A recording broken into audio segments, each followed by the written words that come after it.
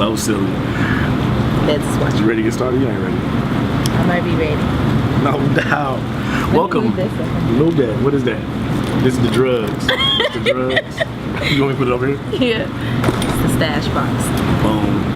I'm a Gito, she know, he know. The streets know I get 'em by the kilo. Nino, if you need those, holler on a dealer. I'm a Gito, she know, he know. The streets know I get 'em by the kilo. Nino. All right, welcome to Poolside Chats, Sunset Edition. You know what I'm saying? We have Koury. I don't know how to say her name, so she's going to say it herself. Introduce yourself, young lady. Koury V, also known as Koury Grady, live in action. And she's from Houston, so you all know what that means, what she used to be. You all know what that means.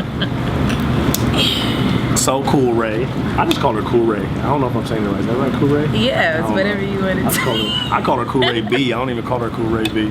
But anyway, on my show, we always get started with a shot. I hope you don't mind. All right. Because we are drinking. I'm drinking my new, not sponsor. I wish they would cut me a damn check. But I've been drinking Christian Brothers a lot lately. Thug life. You know what I'm saying? Out here. All of the thugging. Doing all the thugging. I know you're a brown drinker. You're from Houston. Hey, oh my God, I know such a large shot. That is definitely a standard shot. Toast to success. Toast to success. Here we go. Woo! Yeah, that's the I don't like the way this tastes. Face. So originally from Houston. H-Town, Texas. How long you been in LA? I've been here for 4 years. 4 years. That's what's up. It's been lovely. What brought you out this way? So originally, cheers. Originally, I came to visit my mother. I only wanted to visit maybe for like a couple months. And you know, Texas wasn't really just making me want to come back. So I was like, I'll stay for 6 months. And Gotcha. 6 months turned into a year. And I didn't go home to visit for like a year and a half. And I've been here ever since. I only go home once a year. That's how much I love LA. So you came for a couple of months and it turned into 4 years. Yeah, with one luggage. I built Interesting that, like, generally, like, people coming out to LA, coming to Hollywood, they're always pursuing something, but you just were pursuing change. You weren't even necessarily coming out for the model life, coming out for the Not so much when I first got here. That was a part of it. I had been modeling since I was 18 years old. Gotcha. Doing like urban runway, commercials, all kind of like print, you know. But it wasn't my main focus when I first got here. Like, I just really wanted to be closer to my mother. My mother lives here. Gotcha.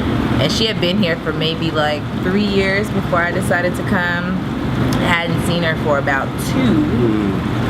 And I don't know, like we were at a moment in both of our lives where we just really needed each other. That's dope. You know, I needed that Nothing wrong with change, that. and she needed a piece of home, and it just meshed so well that, you know. I don't like a lot of times people feel like they have to like get away from their parents and whatnot. I'm a mama's boy. You know what I'm saying? Like I don't mind admitting that. I don't mind saying that. Like, you know, I'm away from my grandmother and from my mother, but like they're both very big parts of my life, and I have no problem admitting. Like anytime I'm trying to cook some ribs or something, I call my grandmama like, "What should I put the oven on? Like, how should I season it?" You know what I'm saying? Yeah, like. But I remember when I went to college, like the first time I was about to do my laundry, I called her like, "I've never done laundry before. I don't know what I'm supposed to be doing right now."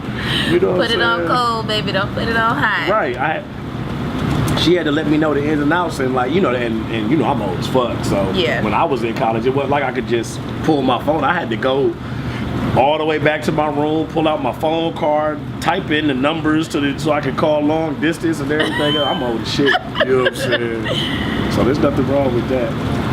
So what brought your mother out here? So my mother, up until maybe like a few years ago, has always been a singer. Oh, that's Singer cool. slash musician. And you sing a little bit, don't you? I do a little stuff. Okay, that's why you I know. thought so. That's what's up. There we go. She used to sing for like background for Macy Gray, Lenny Dope. Kravitz, the Black Crowes. I don't know if anybody is like into rock music, if you heard of the Black Crowes, but very popular rock band. And when she moved here, she got she landed the gig of being the lead singer for Rose Royce, that sang Car Wash back in the day. Gotcha. Yeah. So she was, out here. She's had her own bands, and that was what she moved here for. Was just for music and entertainment. Makes sense. Yeah, and now she's not a physical therapist, a massage therapist. Massage therapist. Okay. Yeah, like I bet your mama got some wild stories. man, You know what I'm she makes saying? a mini confession to me about her past a little bit every day, and I I'm gonna look get at your her mom on the like, show one day, get her drunk. oh my God, that would be like. I feel like you got like one of them moms that's only like 7 years older than you. Yeah. You know what I'm saying? Like I feel like I might see your mom in the club one day. You might see her in one of the little You know what I'm spots in saying? downtown. I don't know. That's what's up. That's Don't crazy. tell her I told you though. So one thing I like with your modeling career, like especially, you know, what I'm saying, I know like your figure is definitely the urban modeling figure. Yeah. So like, have you ever like run into any situations? I probably would say more so here than Houston, because I'm sure Houston like you're widely accepted. Yeah. But have you run into any situations here where like you might apply for a modeling gig, or you might like go for an audition or something, and they just look at you like, oh, you're the wrong type, or? Yeah, both sides. Like when I first moved here and I did, want to get back into modeling, I kept getting hits from like, men's magazines Right. and urban type like model agencies where they really only have like, I don't want to call them booty models, but you know what I mean, like King magazine style models, and 70% of the photos or disposed. yeah, like That's you know what I'm saying? and it's like I did my first shoot in LA, and I tried to see if maybe like I liked that style, and I just felt so uncomfortable. Like I feel like I'm a free spirit, but in regards of like what I want to put out to the public as far as like my working resume and just my family, like I don't want my dad to be flipping through a magazine and then he just see me see like, all hey that daddy, ass. like, how you doing? How you doing, Daddy? So I mean, that up until now is like still a big struggle, and then on top of it all, I'm only 5'2", Right. so it's only so many things that I can do, Right. and I like do runway get just out of the question. unless it's urban, Right. I got it. unless it's urban. But I mean, I do get turned down for plenty of things in the model world, but I just keep pushing. Because I know like there's like a real resurgence of quote unquote plus size models right now. I know like they're really like making a lot of waves and a lot of breakthrough. Do you foresee anything in the future where like the quote unquote urban model can break into like mainstream things? Because it seems like the plus size It's winning. and it's crazy too. Like it's hard to even say plus size because they feel like plus size is like a 6, Derogatory. an 8. It Like, is. you know what I'm saying? Like In the model world, it is. If you're over a size 6 and over, excuse me, it's considered plus size. So And I'm that's- technically considered plus size in the model world. And you're not a big girl. No. You know what I'm saying? You got some big features. Right. You know what I'm saying? But you're not a big girl by any means. Yeah, and I mean, it's really what translates on camera, So, my upper body is pretty small, but my lower half is a bit, more pronounced, and That's the politically correct is the way to say. politically So I got correct some way. ass.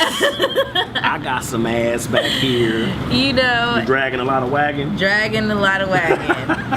And I don't want to say that they don't like the way that looks on camera, but the way it translates on camera is to make it does make you appear larger than what you really are, because you have models that are like quote unquote average size or petite, and when you see them in these pictures, you're like, oh man, I know she's like an Amazon, like tall and thick. Right. Everybody before they saw Black China thought that she was probably at least 5'4", 5'5". Right. She's all of like 5 feet tall and probably weighs At like best. 115. Like she might be 5 feet with the heels. Yeah, you know what I'm saying. She's a very tiny woman, but you know, it's all about how things translate on camera. But on the topic of plus size, like I have modeled for plus size boutiques. I am on. That's that Houston shit. You see what I'm saying? Yeah, out here calling the pigeons and shit. That bird scared the shit out of me. I'm a Gito, she know, he know. The streets know I get 'em by the kilo. Nino, if you need those, holler on a dealer. I'm a Gito, she know, he know. The streets know I get 'em by the kilo. Nino, if you need those, holler